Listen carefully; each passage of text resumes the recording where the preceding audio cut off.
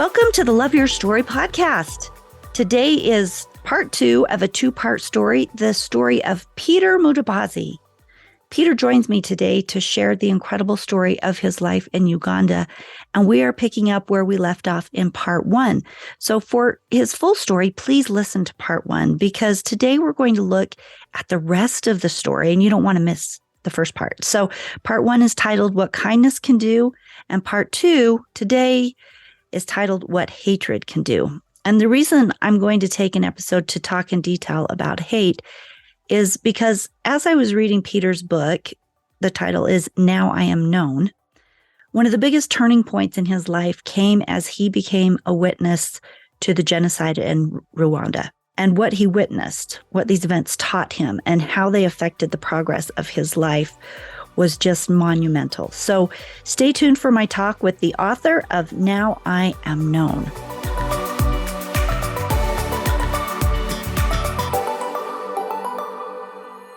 Stories are our lives in language.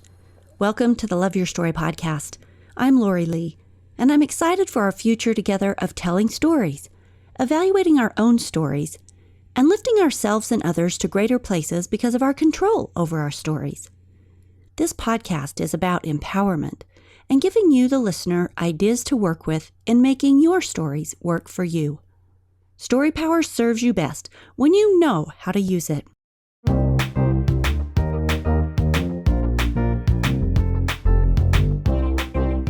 Peter, welcome back to the show. Thank you, Lori. Truly glad to be back here. Hey, I'm going to start with a quote from this chapter of your book. You said, "When I first saw the bodies floating down the Kagera River out of Rwanda and into Lake Victoria on the local television station, I knew something horrible was happening in our neighboring country. Every day I watched news reports showing hundreds upon hundreds of mutilated corpses floating down the river. Men, women, children. Some had been decapitated, others were cut open with other body parts missing. The bodies of children. I cannot speak of what was done to the bodies of the children. Over the course of 3 months, tens of thousands of bodies piled up in Lake Victoria and washed up on its shore. When the winds came out of the south and east, you could not escape the smell of death." This is how the chapter, What Hate Can Do, starts. Peter, can you pick up your story at the point where you were asked to go to Rwanda? So you've graduated from high school at this point, right? Yeah, so I graduated from high school. So, we have a British system. So you have a gap year where you're waiting to go to university. Of course, my dad is from Rwanda and I speak the language. So my foster parents said, "Hey, Peter, for what's happening in Rwanda, we think you could go and save lives. We have finances coming in that can provide medicine, rescue to help the kids. And so we would like to hire you." So I said, my first job, sure, I will. So I had no idea what I was signing for. I was signing for a job, which first time was really exciting. But little did I know what I was about to get into, So we bought the food, would buy a lot of food and put them in trucks, semi-trucks. And there we were going to Uganda. I first smelled trouble when I got to the border of Uganda and Rwanda. So I gave in my passport. My passport is, my name is Peter Habyarimana, which is the same name as the man who had started the genocide. So they put me in a corner and said, "We need to talk to you." So, they held me there for a couple hours. And I was wondering, why am I being detained? Come to find, because I share the same name as the man who had started the genocide. So that was the first sign of I am in trouble. Oh no, and then finally they let me go because we had to call the offices and, intervene, and they let me go. And my first time, so we drove, and my first time, what I saw was, I could not believe what I was watching, that human beings could turn around and kill their own people just for no reason they had, just because someone said, "These people are bad, just go kill their children, their wives, and everybody." And watching that as a 19, 20-year-old, I think I was so angry that we can be divided based on our grandparents. That's it. It wasn't the color, just different grandparents. that we could be divided that way, that we could take lives of each other that bad. Can you give us a little bit of background on the Hutus and the Tutsis for anyone not familiar with that political hotspot in history? Because it's horrifying, but give us the political situation there, will you? Well, yes, the history of Rwanda is, as any country, we are colonized by different people group from Europe. Uganda was colonized by the English, and Rwanda was colonized by the Belgians.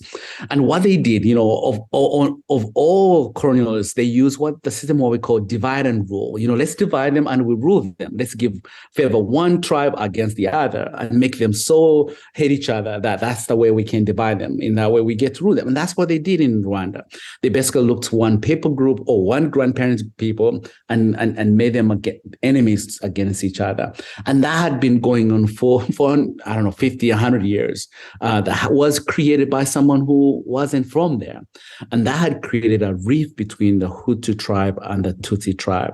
And the ruling clan or the ruling tribe then was the Hutu, that they knew the Tutsi were coming in, who had been in exile for so many years. And they said, they are all bad people. Let's kill everyone who knows them, who have hosted them, who has been anywhere, either speaks English. That was an enemy.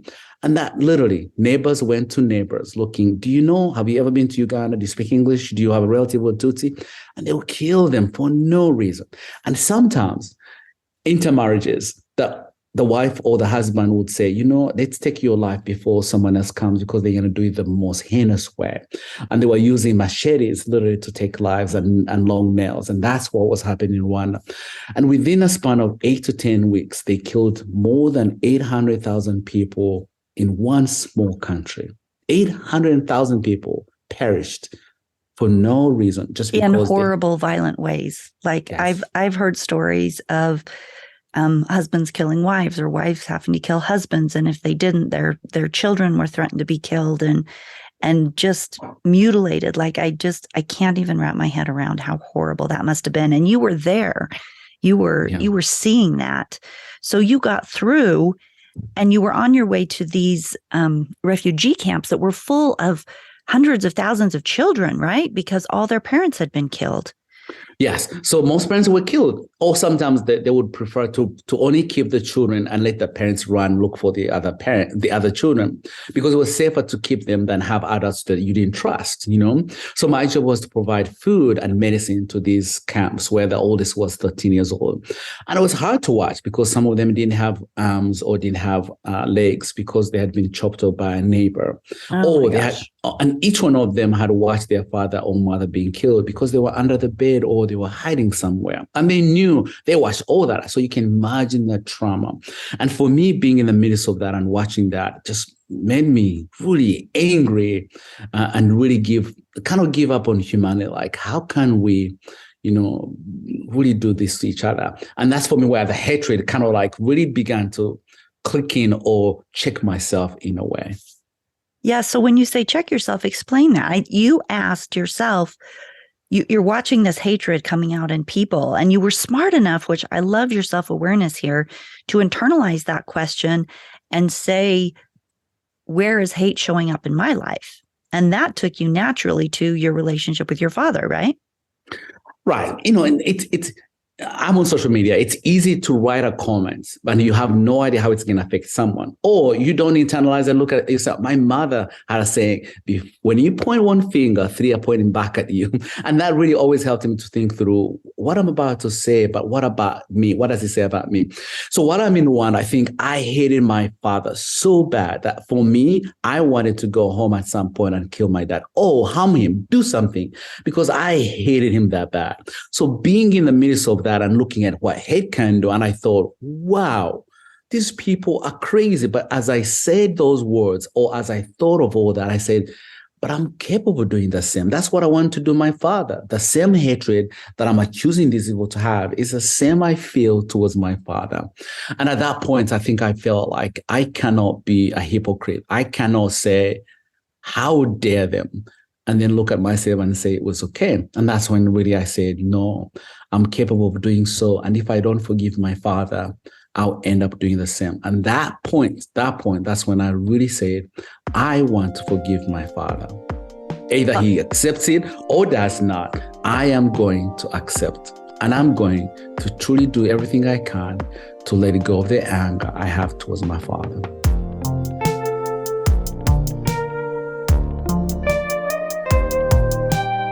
See, that is so hard. The choice to forgive. Sometimes you can want to, and it's still hard to do it. So, we're all casualties, or there are always casualties of hatred, like you and the abuse of your father, the children that you met and listened to their stories in camp. I'll have you tell us a little about that. And when we are victims of cruelty or hatred, how do you actually forgive? How do you recover? Can you give us any pointers? So for me, here's how I looked at it. The cruelty from my father and the hatred towards him was taking away the joy and the peace that I could have. Like, I didn't feel normal or feel at peace, or didn't feel like celebrating the milestones I was having, because there was still that hatred, that I felt was my father. So that's when I knew that if I don't forgive my father, that is really gonna ruin on the amazing things that I have to do, or I have to face, or I can do, because I was holding on that, First of all, trust. I couldn't trust people that easily, because that was my father taught me, or that's what I learned from my father. So I knew forgiving him was the best way to let go, So for me, it had to begin of the things that I would have missed, or how that hatred was going to get in the way, of the things that I was capable of doing, that I said, holding on that is still letting my father win. And that would be a failure on my side. Like, no. My father should not win for what I'm capable of doing. No. You're brilliant, Peter. Your self-awareness for somebody that's never been taught any of that is just really fun to watch. Remind us real quickly, since we haven't talked about it in this episode, what James did for you, that kindness, and then let's compare that to what hate does. What happened in Rwanda. There are two different ways of feeling there. You can either marinate in the destructive power of hate, or you can live in the healing power of generosity and acceptance and love. And that's what Peter signified. So as you compare those two, what does that bring up? So for me, I'll compare with the first 10 years. The first 10 years, I was little. There was nothing I couldn't do. It's all was in my mind. I hated my father. I just could not stand him in every shape, form, on what I saw, the abuse he inflicted on my father, on my mother, and my siblings. So there was nothing I could do until I ran away. Then I began to learn that I had power. On the streets of Kampala, I had to fight back. So think of it this way. If someone was mean to us as street kids, we learned how to pay back. So I'll give you an example. If a woman who's selling potatoes was really mean to us, we'll do back by basically defecating in their produce, so they won't be able to sell it because it's smelling what we left there, But I saw how harmful I was, but also I knew how to pay back. Paying back was paying back the same, fire for fire. They were hatred towards me, or they were mean. I'm gonna back the same way as a teenager, but it was more of safety. I'm gonna help you to stay away from me because I have power to do the same. But then once this man took me in and changed my life, it was different, because he showed me on how to not, in some way, repeat fire with fire or pay back with fire.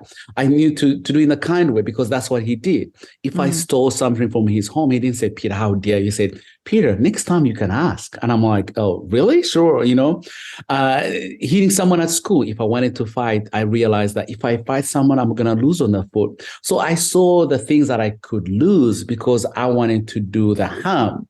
And now the kindness was always matching out towards the harm that I was capable of doing. And that's really how I mastered of saying, if someone's saying something bad, I can actually reply by being kind. That's a win as well, and that's really what helped me in some way really realize that, winning sometimes is being the most kind you can be to someone. And that will really, it's like water towards the fire, that it will put off the fire when you're kind. And that's really how I learned how to deal with it. And I think we can all do. We can easily quick lash out or write comments on social media. But I think sometimes when we step back and say, oh, what does that leave me with? To me, it always left me with an emptiness, and I didn't want that. But once I learned how to really step back with kindness, I saw how rewarding that was, I have noticed in my life when I have done something that someone could have a harsh response to, but instead they give me grace, right? Or kindness. My respect for them grows exponentially because maybe I know that I was mean about something, right? But they extend grace and kindness. And I'll tell you what, when someone does that for me, I'm just so impressed. They're living at a higher vibrational level. That they are the good stuff because they're living from that place. And so I think this is a wonderful thing for us to talk about today. Right. And two, the other part is like knowing that their feelings, that's them. That's not me. So I don't have to act the same way because they're feeling that way. Knowing that my feelings are different from how this person is feeling helped me to know how to respond, Yes. If they're coming from a point of anger, they're angry. I'm not angry, so I don't see why I should do the same. But rather, if they're angry, how do I really help them come on the other side, feel that they matter, feel that they can be heard, and feel that I don't have to be involved in the feelings they have. I had a person once tell me, I was going through a rough thing with a client, and they said, aren't you glad, because we had been doing some meditation training and stuff, and he said, aren't you glad that you know enough that you don't have to catch what is thrown at you? And he threw his pen at me. And when you try to catch it, somebody throws something at you, right? He's like, you don't have to catch it. Like, people can throw whatever they want at you, and you don't have to catch it. You don't have to add any fuel to anybody's fire. You can just step back and let what they say fall on the ground. And if you're not adding fuel to it, it's going to go out. There's nothing there. And I thought that is a powerful concept because you're always in charge of how you respond to something. You can choose kindness. You can, even if it's just being quiet, you can choose a higher road. Absolutely. My mom used to say, 10% is what happened. 90% is how you respond. I'm like, smart mom. Yes, you're absolutely right. And then for me, who's dealing with kids in trauma, like, I have to understand that, because when trauma shows up, really, they will cuss, they will throw up, the anger, they don't know how to really explain how they're feeling. And for me, being on the other side, to be calm, and listen, that really helps them to calm down. But if I do the same, like, it's kind of really elevating all that they're feeling. But when I calm down, then it really helps them to calm down. And it's a cool way to learn how to help someone who's mad.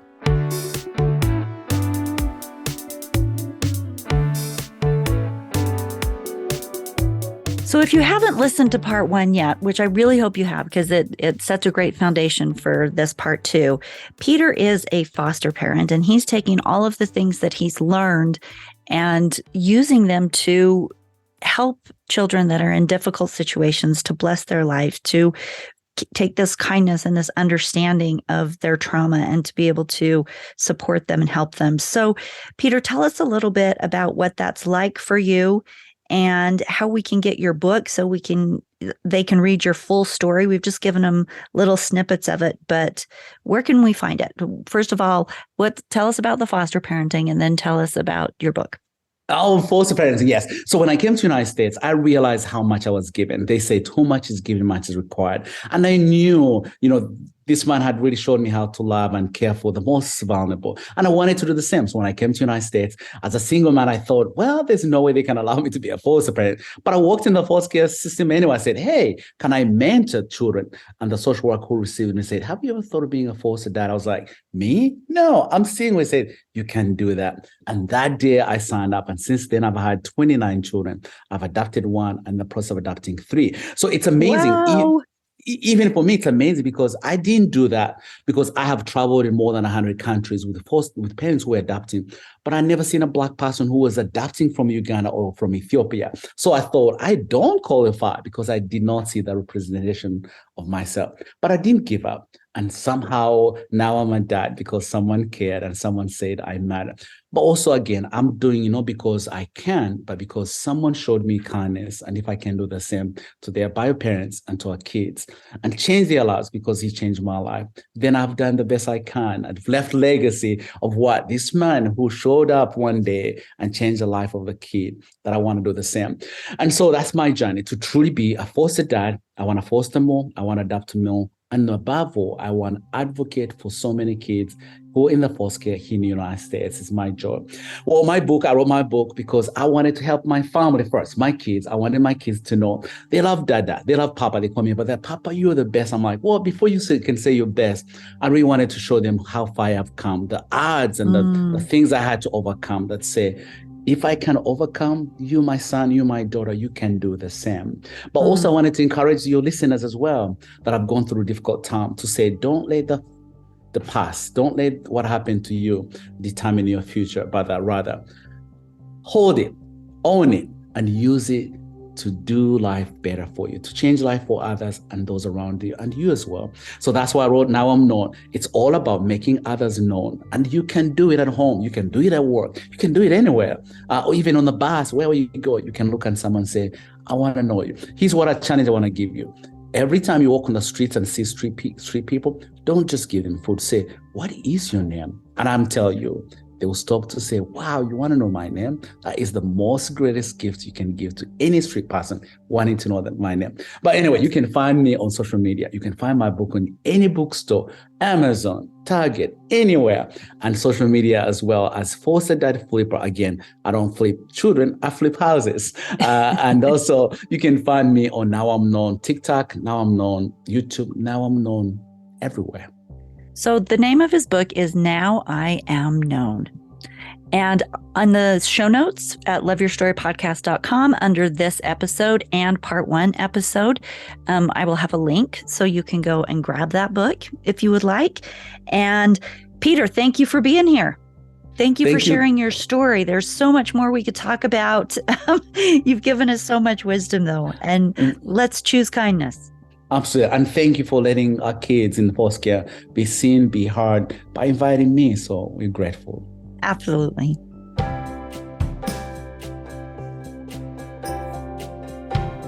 I think the world is incredibly messy. We are hurt and we hurt others. We love people who have been hurt or are hurting. That's just the way of the world. We get hurt.